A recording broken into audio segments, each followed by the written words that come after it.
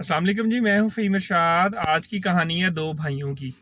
और कहानी कुछ यूँ है कि पुराने वक्तों की बात थी। दो भाई होते हैं, एक बड़ा एक छोटा। उनकी शादियाँ हो जाती हैं, तो वो जैसे हमारा रिवाज है वो अलग-अलग होना चाहते हैं। तो गरीब घर से बिलोंग करते हैं, थोड़ी सी ज़मीन होती है, थोड़े से पैसे, थोड़े से जानवर। तो वो क्या करते हैं, वो थोड़ी सी ज़मीन होती है वो भी आपस में बांट लेते हैं, जानवर भी थोड़े से होते हैं, दो तीन बकरियां, एक आधी भैंस, वो आपस में बांट लेते हैं। थोड़ा सा पैसा पड़ा होता है घर में, बिल्कुल नकदी थोड़ी सी, वो भी आपस में बांट लेते हैं। और एंड में जब पेरेंट्स की बारी आती है तो बड़ा भाई छोटे भाई को कहता है कि यार ऐसा करते हैं कि वालिद को, अब्बू को मैं रख लेता हूँ और वालदा को जो है वो तुम रख लो। इससे ये होगा कि तुम्हारा भी खर्चा कम होगा, मेरा भी खर्चा कम होगा। छोटा बेटा जो होता है वो किसी और ज़हनियत का इंसान होता है, वो थोड़ा वली अल्लाह टाइप होता है और माँ बाप से बहुत प्यार करता है। वो कहता है कि भाईजान एक ऐसा काम करें कि दोनों को, यानी कि अम्मी को भी और अब्बू को भी, दोनों को आप मुझे दे दें, मैं इनको अपने पास रख लूँगा और इनका खर्चा उठाऊँगा। दिल ही दिल में वो बड़ा भाई खुश भी होता है कि यार ये तो मज़ा लग गया, मज़े ही हो गए। लेकिन उसके दिल में लालच आ जाती है, वो कहता है यार ये इतना सीधा-सा है बेचारा, इससे मैं पैसे बटोरूँ। वो कहता है ठीक है यार, तुम अम्मी-अब्बू दोनों को रख लो, लेकिन जो तुम्हें ये नकदी मिली है थोड़ी बहुत और ये जो जानवर मिले हैं ये तो मुझे दो फिर, क्योंकि तुम अपनी अम्मी-अब्बू को साथ रखोगे और तुम ये वो। तो वो बेटा थोड़ी देर सोचता है, फिर कहता है ठीक है, आप नकदी भी ले लें और ये जानवर भी ले लें, लेकिन मैं माँ-बाप को साथ रखूँगा। खैर वो बँटवारा हो जाता है, वो जो बंदा बड़ा भाई होता है और उसकी बीवी बहुत खुश होती है। छोटे भाई की बीवी ज़ाहिर-सी बात है वो मुँह बनाती है कि यार तुम क्या किस तरह के हो। छोटा बेटा जो होता है ना वो अपने वालिदैन की बहुत खिदमत करता है और वो ऐसा बंदा होता है जो कि हलाल और हराम में फ़र्क भी वो रखता है कि नहीं, मैं कोई ऐसा काम नहीं करूँगा जिससे कोई हलाल मैं पैसे कमाऊँ। वो फाइनेंशियली तौर पे बड़े बेचारे नीचे आ जाते हैं, माँ-बाप भी परेशान होते हैं, लेकिन माँ-बाप उन्हें कहते हैं कि कुछ नहीं होता यार, अल्लाह बेहतर करेगा।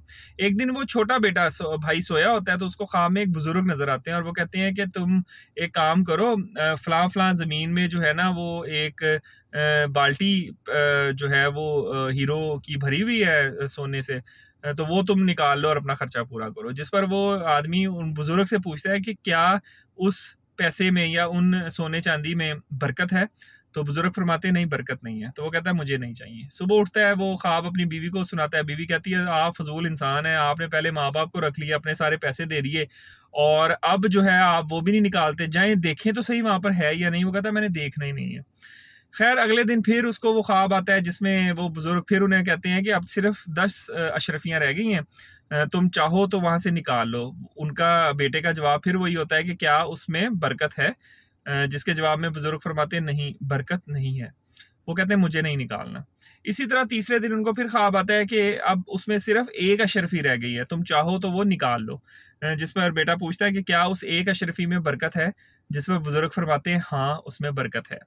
खैर वो सुबह उठता है और वो जहाँ पर वो बुजुर्ग बताते हैं, वहाँ उस ज़मीन पे जाके वो खोदता है तो उसको वाक़ई एक बाल्टी मिलती है जिसमें वाक़ई एक अशरफी रह जाती है।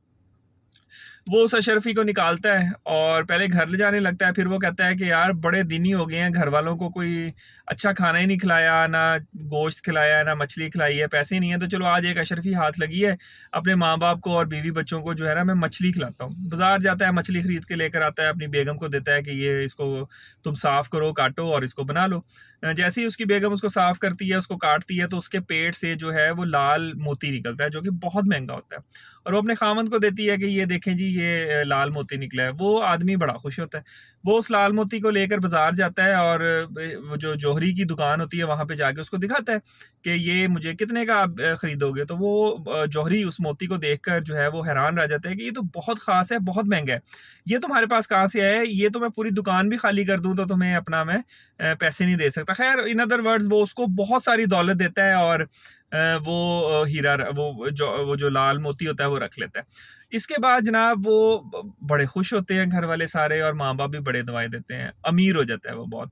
जबकि दूसरा भाई जो होता है वो आहिस्ता आहिस्ता अपने सारे पैसे खा लेता है और वो सड़क पे आ जाता है। इस कहानी से हमें दो सबक मिलते हैं। पहला सबक जो बहुत इंपॉर्टेंट है वो ये है कि हमें अपना रिस्क तलाश करना चाहिए, हमें रिस्क के पीछे बिल्कुल भागना चाहिए, लेकिन हमें उस रिस्क के साथ अल्लाह ताला से बरकत भी मांगनी चाहिए कि या अल्लाह ऐसा रिस्क अता कर जिसमें बरकत हो, वरना आप लाखों भी कमाएंगे आपका पूरा नहीं पड़ेगा। सेकेंडली, अपने वालदैन की कदर करें कि अगर वालदैन आपके साथ हैं, यकीन माने आप बहुत सारे प्रॉब्लम से बच के रहेंगे, उनकी दुआएं आपको जो है मुश्किलात से बचाएंगी। शुरू शुरू में आपको लगेगा कि फाइनेंशियली तौर पे मैं वीक हूँ ये वो, लेकिन वालदैन के होते हुए, वालदैन की दुआओं के होते हुए, वालदैन के साए जो हैं वो औलाद के लिए बहुत ही बाइस रहमत होती है। और हमें भी चाहिए कि जिन जिन के पेरेंट्स जिंदा हैं वो अपने पेरेंट्स का ख्याल रखें और उनको अपने ऊपर बोझ नहीं बल्कि अपने लिए बाइस रहमत समझें। बस आज की वीडियो अपने पेरेंट्स के नाम, इसी के साथ मुझे दें इजाज़त। अपना बहुत ख्याल रखिएगा। अल्लाह हाफिज़।